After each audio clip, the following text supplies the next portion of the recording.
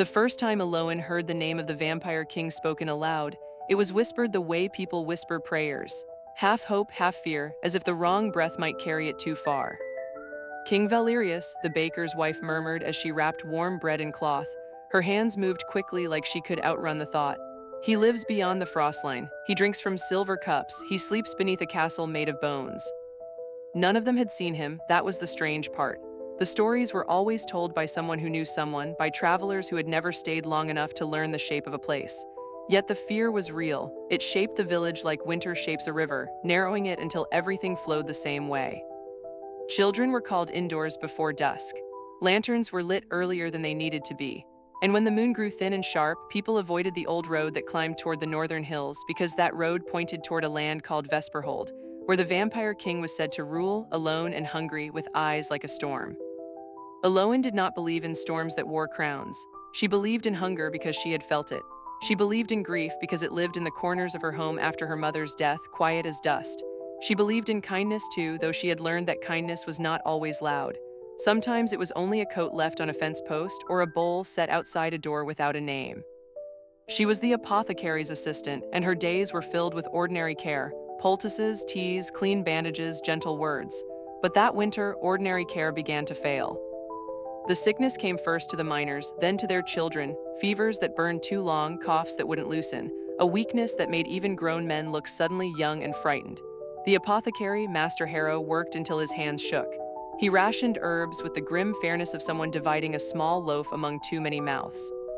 "You'll need frost moss," he told Elowen one morning, voice rough from sleepless nights. "The real kind, north of the ridge." Elowen knew what he meant. Frost moss grew in the cold shade of the northern hills, where sunlight touched the ground like a reluctant hand. It was rare and stubborn and exactly what they needed. It was also, so the villagers said, too close to the vampire king's land. Master Harrow watched her face as she packed dried food in a small knife and a clean satchel.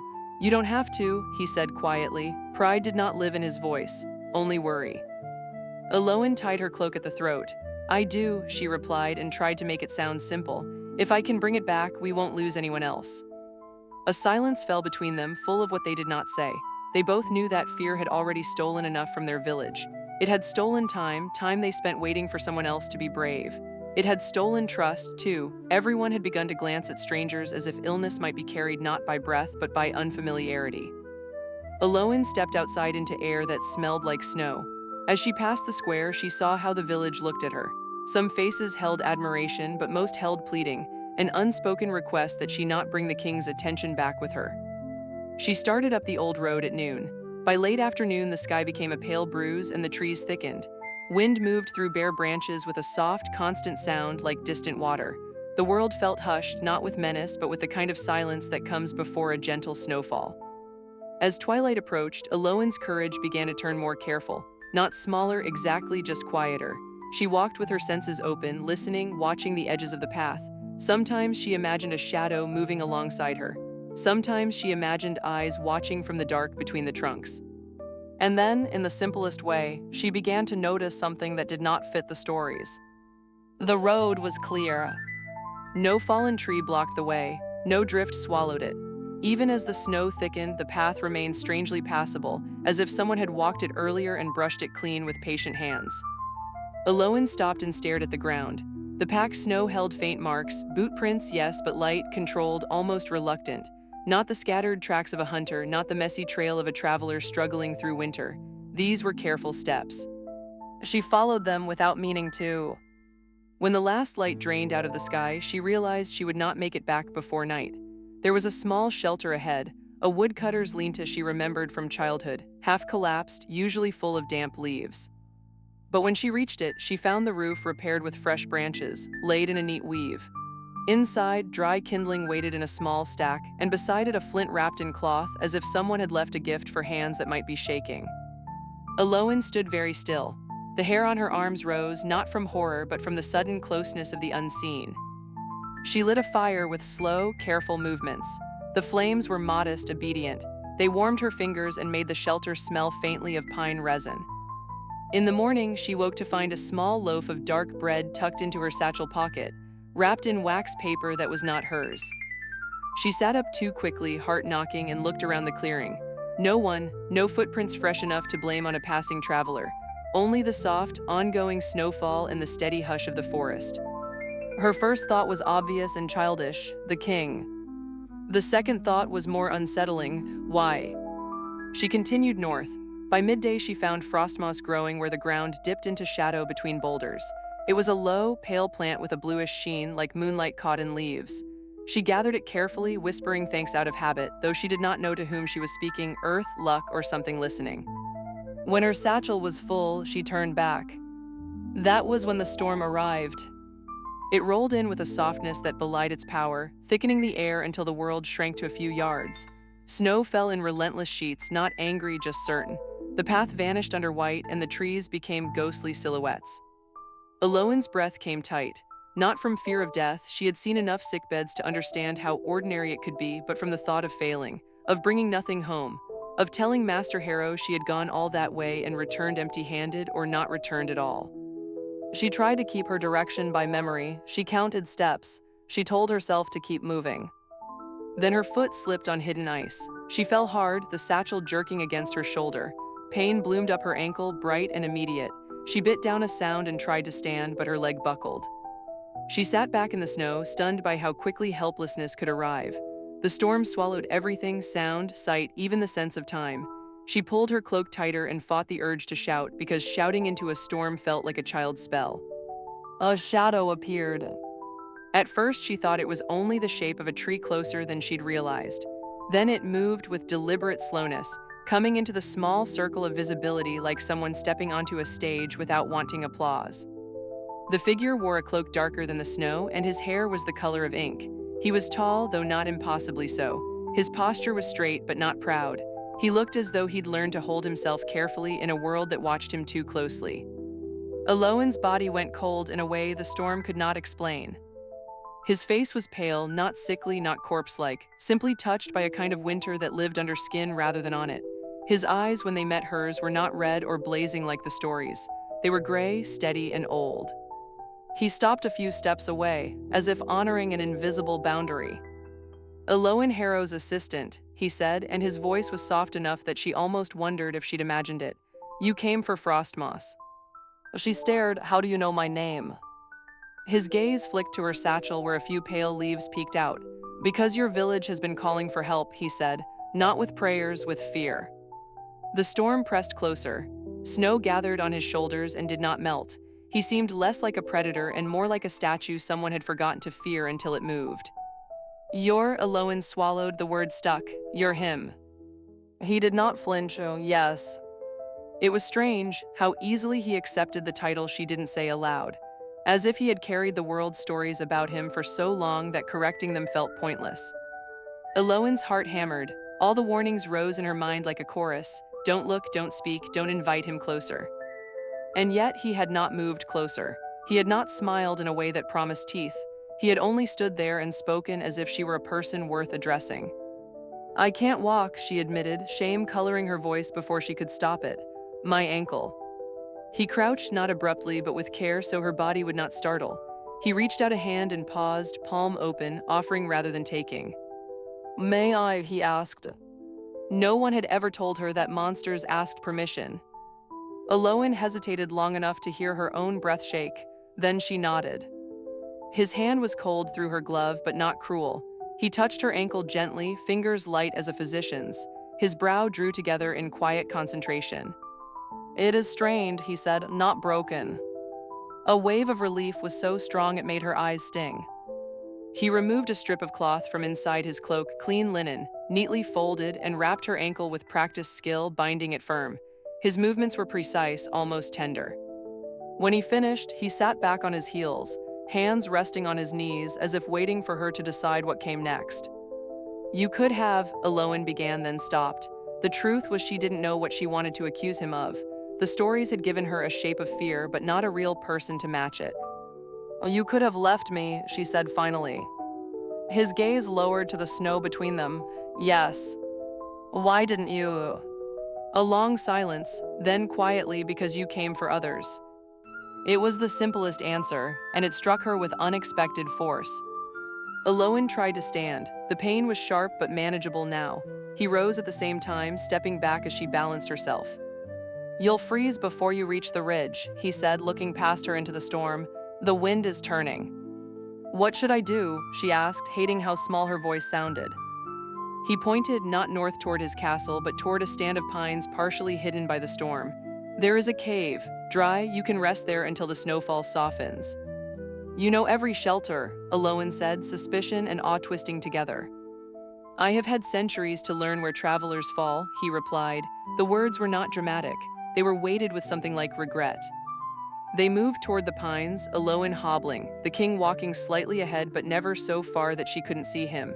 He did not offer his arm. He kept his hands to himself as if touch, for him, was a dangerous gift.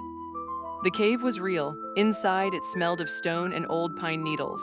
Someone had swept the floor. Someone had left a small clay lantern and a sealed pouch of dried berries.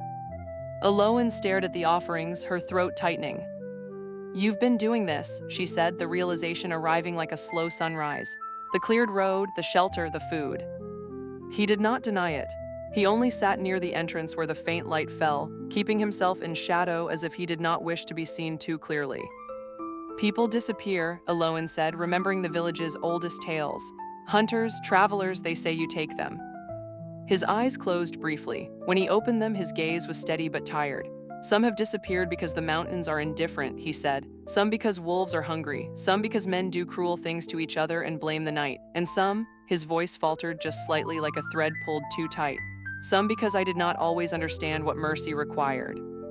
The honesty of that confession unsettled her more than any threat could have. It was not a plea for forgiveness. It was simply an admission, offered without ornament.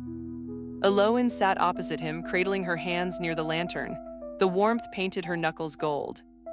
"Do you drink from people?" she asked, because she had to ask. She needed to know what she was sitting with. He looked at her then, not defensive, not offended, simply aware. "I cannot pretend I am what I am not," he said. "I live on blood, it is my curse and my nature, but I have not fed on a human in many years." Elowen's mouth went dry. "How?" His gaze shifted to the lantern flame. "Animals, willing offerings from those who raise livestock in my borderlands. I pay them with protection, with coin, with winter stores." A pause. "And with my silence, I do not enter their homes, I do not ask to be thanked." The way he said it made kindness sound like a discipline, something he practiced daily, not something that happened when he felt generous. Outside, the storm continued, but its voice softened. Snow slid from branches in gentle sighs. "Why protect anyone?" Elowen asked, and it came out more like a plea than a challenge. "If the world fears you anyway, if they call you monster, why not become what they expect?" For the first time, his expression shifted into something that looked like pain. "Because fear is a hungry thing," he said. "It eats everything it touches. I have watched it devour good men and make them cruel. I have watched it take children before winter ever does." He turned his eyes back to her. "If I become what they expect, I will only feed it." Elowen held his gaze, and in that moment the stories felt thin, like paper held too close to flame. She slept in the cave, though sleep came in fragments. When she woke, the storm had eased to a slow fall and morning light filtered in. Her ankles still hurt, but she could walk. The king stood outside, his cloak dusted white, as if he had been keeping watch without thinking it worth mentioning. "I will walk you to the ridge," he said. The journey down was quieter than the one up, not because the forest had changed, but because Elowen had. She noticed how he never stepped on the small shoots pushing through snow, how he moved fallen branches aside rather than snapping them, how he paused once to free a hair caught in a snare someone had forgotten. He did it without ceremony. He simply bent, loosened the wire with careful fingers, and watched the trembling creature disappear into brush. Then he straightened and continued walking, as if saving a life was no more noteworthy than adjusting a cloak. When the village roofs finally came into view, smoke curling from chimneys, Elowen stopped at the edge of the trees. The old boundary stones were half buried in snow, marking where people claimed Vesperhold's influence ended and human land began. The king stopped too, as if the stones mattered to him. "You won't come closer," Elowen said. "No," he replied. "If I am seen, their fear will become a torch. Someone will try to prove bravery with a blade. Someone will die from misunderstanding." "You could explain," she said. His mouth tightened, not in anger but in weary knowledge. Words do not undo legends easily. Elowen turned fully toward him, satchel heavy with frost moss, heart heavier still. "What do I tell them?" she asked. He looked past her to the village, where a child ran across the snow with a scarf trailing behind like a ribbon. His gaze softened. "Tell them nothing," he said. "Tell them you found what you needed." Elowen felt sudden frustration, sharp as winter air. "That's not fair, they should know." A faint, almost invisible smile touched his mouth, not joyful, just gentle. "Fairness is not always the same as peace," he said. Then his eyes held hers, steady and unafraid. "But you will know." Elowen's throat tightened. "Why does that matter?" His answer came slowly, as if he had to choose it with care. "Because if even one person can see me without the stories, then I am not entirely alone in what I am trying to be." For a moment, Elowen could not speak. Something in her chest ached with a tenderness she hadn't expected, tenderness for a creature the world had decided was beyond tenderness. She reached into her pocket and pulled out a small charm, a simple wooden bead her mother had carved, worn smooth by years of being turned between fingers during worry. Elowen held it out. He looked at it as if it were a fragile thing. "A gift," she said, voice quiet, "not to repay you just because you kept a lantern lit in the storm." He did not take it immediately. His hand hovered, uncertain. Then, with a careful reverence that made Elowen blink back tears, he accepted the bead and closed his fingers around it. "Thank you," he said, and the words sounded like something he rarely got to say.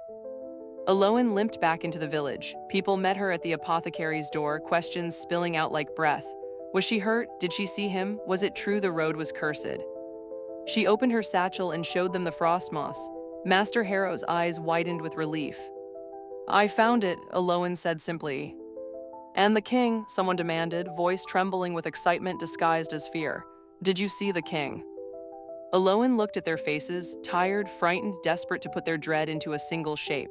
She thought of the cave swept clean, the hair freed, the linen strip folded with care. She thought of gray eyes watching the village from a distance, not as a conqueror, but as a guardian who would never be thanked. "No," Elowen said, "and let the lie be gentle. Only snow." The fever broke in the days that followed. The frostmoss tea did what it was meant to do, drawing heat down, loosening coughs, giving bodies a chance to heal. Children returned to the square. Lanterns were lit a little later each evening. The village exhaled. And yet Elowen found herself walking to the edge of the woods often, not for herbs, but for the quiet. Sometimes she left a small bundle beneath the boundary stones. Dried berries, clean cloth, a note with no signature that simply said, "Thank you for the road." "Oh yes," he said. "They'll still be afraid." He nodded once, accepting it like weather. Fear is slow to unlearn. Elowen swallowed the ache in her throat. "Then I'll do what I can," she said. "Not with speeches, just with small truths when I can."